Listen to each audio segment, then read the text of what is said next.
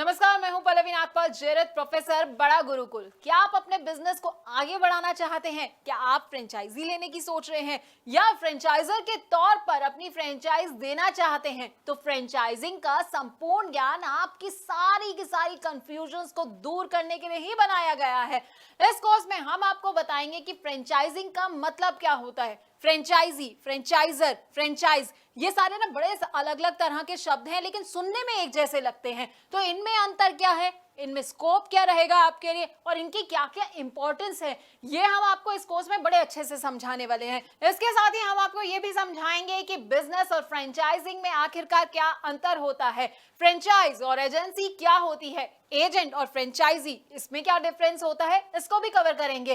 Franchise business से franchise और franchisor को आखिरकार क्या क्या फायदे होते हैं और उससे जुड़े क्या क्या रिस्क होते हैं। अरे भाई, फायदे जान रहे हैं तो रिस्क के बारे में भी तो जानना बड़ा जरूरी हो जाता है, तो हम आपको ये भी समझाएंगे। अब अलग अलग तरह के ना फ्रेंचाइज मॉडल होते हैं जो कि लोगों को पता नहीं होते हैं, तो आपके लिए कौन सा मॉडल सही रहने वाला है, फोको, फोफो, कोको, कोफो, अब इन सब के बारे में भी हम आपको बताएंगे। हम इनके फायदे तो आपको बताएंगे, साथ ही साथ ना इनके नुकसान भी आपको बताएंगे। अब सही फ्रेंचाइज बिजनेस चूज करते वक्त किन किन बातों का आपको ख्याल रखना चाहिए और फ्रेंचाइज बिजनेस से जुड़े कौन कौन से लीगल इश्यूज होते हैं, इसकी पूरी जानकारी भी हम आपको देंगे।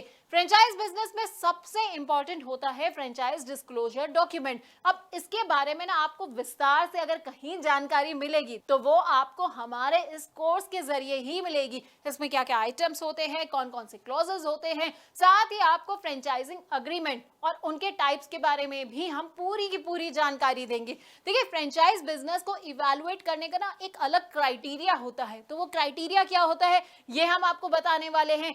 इसके अलावा ट्रेनिंग कैसे दी जाती है अपने फ्रेंचाइजी को, तो हम आपको वो भी बताएंगे। डेवलपमेंट ऑफ एसओपी की भी आपको हर डिटेल के बारे में हम आपको अच्छी तरह से समझाने वाले हैं। अब फ्रेंचाइजी और फ्रेंचाइजर के ना फेलियर के भी कई कारण होते हैं। अब देखिए, आपने बिजनेस तो ले लिया, फ्रेंचाइजी आप बन गए हैं, लेकिन आपको समझ नहीं आया कि भाई मैं फेल कहाँ हो गया। तो फेलियर क्यों हो सकता है, किस किस वजह से हो सकता है, क्या क्या कारण हो सकते हैं फेलियर के, ये भी हम आपको समझाएंगे। तो 20 वीडियोस के अंदर ना आपको हम फ्रेंचाइजी फ्रेंचाइजर से जुड़ी हर बात को बताने वाले हैं।